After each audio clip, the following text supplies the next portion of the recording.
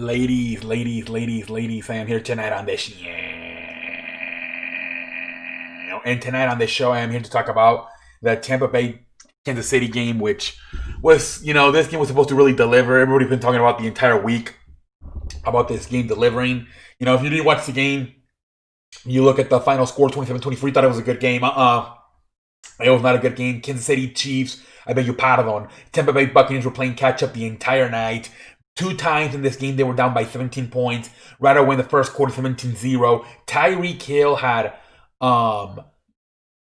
he had 2 touchdowns, over 200 yards in just the first quarter. They had no answer for Tyreek Hill tonight. He had 13 catches. He had, I believe, 269 yards, 3 touchdowns. They had no answer for Tyreek Hill tonight. Like I said, he had 2 touchdowns, over 200 yards receiving by the damn first quarter. It was 17-0. It was a terrible performance tonight by the secondary of Tampa Bay. They had no answer at all for Mr. Tyreek Hill. Patrick Mahomes laid up for 462 yards, 3 touchdowns, all to Tyreek Hill. This was a terrible performance by Tampa Bay's defense, especially. Even Tom Brady struggled. He had 2 interceptions. He struggled too. It was just bad, man. Like I said, Mahomes went 49 throws, completed 37. 462 yards, 3 touchdowns, 2 interceptions, a QBR of 91. He killed it tonight. And then the running game, that's not even necessary. Clyde Edwards-Helaire had 37 yards. Le'Veon Bell had 22. Patrick Mahomes even ran for 28. There's not even necessary to have a running game when you're lighting it up like this. They just made it way too easy for Patrick Mahomes and Tyreek Hill to connect tonight. It was embarrassing. The secondary sucked more than taken with any of the Bears. This Tampa Bay defense was trash tonight, especially the back four. Like I said, Tyreek Hill, 13 completions, 269 yards. He averaged 20 yards per catch, 3 touchdowns. Travis Kelce, he didn't have a bad game either, 8 catches, 82 yards. They didn't have an answer for the Kansas City tonight, man. Air attack. It was just crazy. Just crazy, man. Like I said, don't let the score fool you. They were down by 17 twice. They were down 17-0 in the first quarter, and then in the third quarter, again, 27-10. They got back in it. I think Kansas City took their foot off the gas pedal. They got back in it, and they were able to, but I don't know. I mean, I think Kansas City, if they would have had to, they would have scored again, and they would have won. Tommy! It's that simple. If they would have had to, they would have scored like they did last week versus the Raiders. They drove them the field. And Patrick Mahomes hooked up with Travis Kelce for the game-winning touchdown. I think that would have been the same situation tonight if it would have been necessary, but it was not necessary at all. That's how bad it was. Tom Brady, 41 throws, completed 27, 345 yards, 3 touchdowns, 2 interceptions, a QBR rating of 60. Ronald Jones, 9 carries, 66 yards. Gronkowski, I think this was his first game over 100 yards. Or whatever. 2 things that I'm seeing with Tampa Bay, 2 guys that I can be very dynamic to this team, and they just can't seem to get them up, get them going. Is Antonio Brown and Leonard Fournette. They cannot seem to get those guys going. Tonight at one point, Tom Brady literally had he was on the line of scrimmage about to get the ball snapped, and he had to walk all the way to Antonio, literally all the way where Antonio Brown was lined up as a wide receiver. He had to tell him, no, you have to line up on the slot. I guess he was trying to line up on the, like a wing, and you're the slot receiver on this. When he literally had to walk him through his position. He obviously, I don't know if the play was intended for Antonio Brown or not, but obviously he ended up throwing it somewhere else because he wasn't gonna throw it to Antonio Brown after literally walking up to him and telling him where the hell to line up. So Antonio Brown does not seem to know what the hell he's doing. Leonard Fournette, I don't know if he needs to know what the hell he's doing. Leonard Fournette tonight, 3 touches, 10 yards.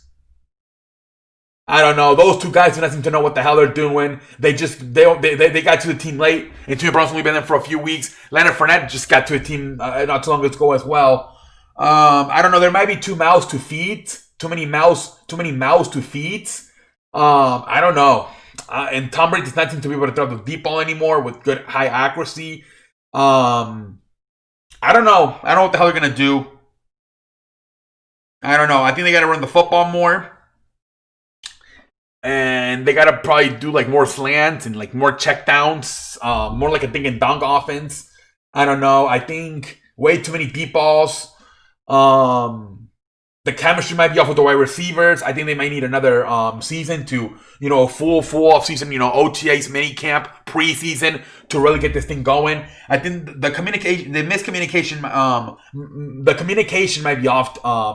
And they got to address the back four. The back four is terrible. Like I said, it gave up 462 yards tonight, 13 catches, and 269 yards of the 462 they gave up were to just one guy, Tyreek Hill. So they're going to have to address their back four in the offseason and get better secondary help. Like I said, I think offensively, I think they got to play a little bit more like a dink and dong offense, and I don't know. I think Tom Brady, I don't know. In New England, outside of when he had Randy Moss, he's always, Wes Walker and Julian Edelman were more like slant runners, not a lot of vertical routes other than when they had Randy Moss. So maybe I might have to go back to that offense, maybe watch some tape, Bruce Arians of Bill Belichick and Tom Brady from the last 5 years, how they've been playing with Julian Edelman and Rob Gronkowski, and try to copy all that shit, because way too many deep balls, no risk it, no biscuit. You ain't going to get any biscuits like this. So I don't know. They'll probably run it back next year. A lot of people are saying Tom Brady should retire. I would at least give him one more year. I don't even know if it's going to be able to have a full OTAs and full mini camps next year, because this virus is going to, I don't know, man. It's getting bad again. So before you look at it, the offseason starts in March, By April, May, you start doing your offseason activities. Are they going to be able to do it this year? I don't know. So that's another thing. Are they even going to have a full offseason next year? It's a clusterfuck. But yeah, I would at least run it back one more year no matter what happens, because you just don't want to give up on something like this. There's too much talent. At least give it one more year. We'll see what happens this year. I don't think this is the year for it. I just think I don't know. I think they're missing pieces. They're missing, for sure, defensive backs. Leonard Fournette, Antonio Brown. I don't know. I'm not sure if they fit into this puppy. Like I said, maybe give those two another year. I don't know. There's problems. Like I said, the second there's a problem. Leonard Fournette and Antonio Brown do not seem to fit in. How do you want to play? I think you got to play more of a, dink and dunk style, vertical routes than a bunch of Hail Marys and a bunch of vertical routes. I would go more with the vertical and dink and dunk style. But anyways, whatever. We'll see what happens. But until next time, I'm on like a light. Kansas City, they might be the second best. They're the best team, even though they have the second best record behind Pittsburgh. I think they're the best team in football. Anyways, I'm on like a light. I'll let your boy.